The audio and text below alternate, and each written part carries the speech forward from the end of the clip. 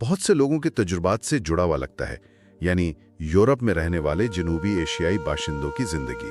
जी। जहन में अक्सर एक तस्वीर होती है, रोशन, पुरकशिश, मौके से भरी हुई, है ना? बिल्कुल, वो जो हम फिल्मों में देखते हैं या सुनते हैं। हाँ, मगर जो मवाद हमारे पास है, यूरोप में देसियों की तल्ख हकीकत से कुछ इक्तिबासात, वो उस चमक धमक के पीछे एक आप कह लें बिल्कुल मुख्तलिफ मंजर दिखाते हैं। जी हाँ, ये तहरीर असल में उस आम तासुर को चैलेंज करती है।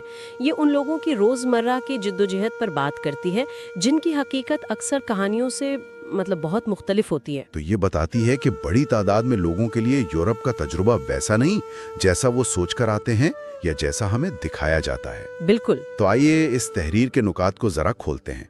सबसे पहले तो ये ख्वाब और हकीकत के फर्क की बात करती है। जी, ये बहुत अहम नुक्ता है। जो सोचकर लोग जाते हैं और जो उन्हें वहां मिलता है, उसमें एक बहुत बड़ा खला नजर आता है। बिल्कुल। और तहरीर ये वाजे करती है कि माखूज के मुताबिक तकरीबन 90% लोगों के लिए कामयाबी का पैमाना वो बहुत महदूद सा लगता है। अच्छा, किस तरह महदूद? जैसे पाकिस्तान में एक मकान बन जाए, बहन भाइयों की शादियां हो जाएं, और आखिर में चाहे उम्र ज्यादा ही क्यों ना हो जाए, खुद की शादी हो जाए।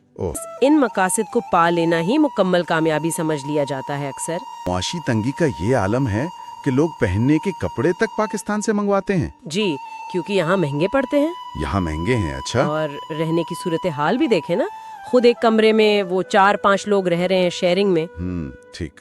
जबकि पाकिस्तान में उनके भेजे हुए पैसों से खानदान बड़े घरों में रिहाइश पजीर है। ये तो बड़ा तजाद है वाकई। जी, ये तजाद काबिल गौर अपनी बुनियादी जरूरियात को पीछे डालकर घर वालों के लिए आसाइशें फराहम की जा रही हैं, मुशक्कत वाला। जी बिल्कुल। फिर वापसी पर घर वालों को पाकिस्तान फोन करना, अक्सर सादा खाना जैसे दाल चावल का जिक्र है, और फिर सो जाना, मतलब एक मशीन की तरह। हाँ, एक ना खत्म होने वाला चक्कर लगता है। और तफरीह के मौके भी बहुत ही महदूद हैं। जैसे कि कभी महीने में एक आध बार कोई पिज्जा या कबाब खा लिया, या छुट्टी वाले दिन साहिल समंदर पर चले गए, बस लोगों को आते जाते देख लिया। अच्छा। कभी दोस्तों ने मिलकर बारबेक्यू कर लिया। तहरीर में तो ये भी लिखा है कि कई साल एक शहर में गुजारने के बावजूद उसे ठीक से घूमकर भी नहीं देखा होता। वाकई ये तो काफी अफसोसनाक है। अच्छा, तो ये तो हुई रोजमर्रा की मुशक्कत। तहरीर एक और दिलचस्प पहलू की तरफ इशारा करती है, वो समाजी दबाव वाला, खास तौर पर साल में एक बार पाकिस्तान जाने के हवाले से। जी, ये बहुत अहम है। सारा साल बचत करके, चाहे वो सोशल सिक्योरिटी यानी हुकूमती मदद की रकम ही क्यों ना हो। अच्छा, वो भी?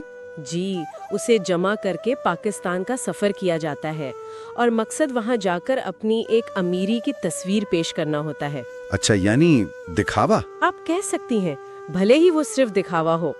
और इसी दौरान पाकिस्तान से पैसों के लिए फोन कॉल्स का सिलसिला भी जारी रहता है। ये तो होगा। सिर्फ करीबी रिश्तेदार नहीं, बल्कि दूर पार के लोग भी उम्मीदें लगाए बैठे होते हैं। ये एक मुस्तकिल जहनी बोझ बन जाता है। समझ गया, लोगों को अपनों से ही धोखे मिलते हैं। हाँ, ये बहुत अफसोसनाक हिस्सा है। शरीके हयात, ससुराल वाले, भाई, यहाँ तक के वालिदैन की तरफ से भी माली या जज्बाती इस्तेसाल की मिसालें दी हैं। ओ खुदाया। हाँ, और मुसन्निफ का ये कहना अहम है कि वो इन 90% लोगों की कहानियां तफसील से लिखने से क्या कहते हैं, गुरेज करता है। क्यों? कि मुबादा लोग इन रिश्तों की पाकीज़गी पर ही शक करने लगे। ज्यादातर तवज्जो उन 10% कामयाब और चमकती दमकती कहानियों पर ही रहती है। तो जो अक्सरियत है, उनके दुख, उनकी कहानियां अक्सर अनकही रह जाती हैं। बिल्कुल, वो खामोश अक्सरियत है। और इस सब का अंजाम कि अक्सर ऐसे लोगों के बारे में सुनने को मिलता है कि अच्छा भला था, हंसता खेलता, अचानक दिल का दौरा पड़ा और जवानी में ही चला गया। जी, ये लाइन बहुत आम सुनने को मिलती है। वो शख्स वाकई कभी अच्छा भला था भी? गहरी बात है। ये अचानक मौत शायद साल के गैर महसूस दबाव, तन्हाई और अनकहे दुखों का नतीजा हो सकती है, जिसे मुआशरा और बाज़ औक़ात वो शख्स खुद भी नजरअंदाज करता रहा। ये सिर्फ जिस्मानी नहीं, गहरी ज़हनी और जज्बाती थकन का मामला भी हो सकता है। तो मजमूई तौर पर अगर देखें, ये तहरीर यूरोप के इस दिलकश ख्वाब के पीछे छुपी एक बहुत मुख्तलिफ, ज्यादा मुश्किल और अक्सर नजरअंदाज की जाने वाली हकीकत को सामने लाती है। की कहानी है جن کی قربانیاں اور مشکلات اکثر کامیابی کی چھکا چوند میں کہیں گم ہو جاتی ہیں۔ یقیناً، اور یہ ہمیں یہ سوچنے پر بھی مجبور کرتی ہے کہ وہ کون سے سماجی، معاشی اور ذاتی عوامل ہیں جو اس صورتحال کو پیدا کرتے ہیں اور اسے قائم رکھتے ہیں۔ یہ صرف افراد کی نہیں، ایک پورے نظام سے جڑی کہانی لگتی ہے۔ بالکل، اور آخر میں ہم سننے والوں کے لیے ایک سوال چھوڑ جاتے ہیں جس کا اشارہ تحریر میں بھی ملتا ہے۔ ان لاکھوں انکہی کہانیوں کو، ان خاموشیوں کو مسلسل نظر انداز کرنے یا نہ سننے کی معاشرتی قیمت کیا ہو سکتی ہے؟ اس کے کیا نتائج نکل سکتے ہیں؟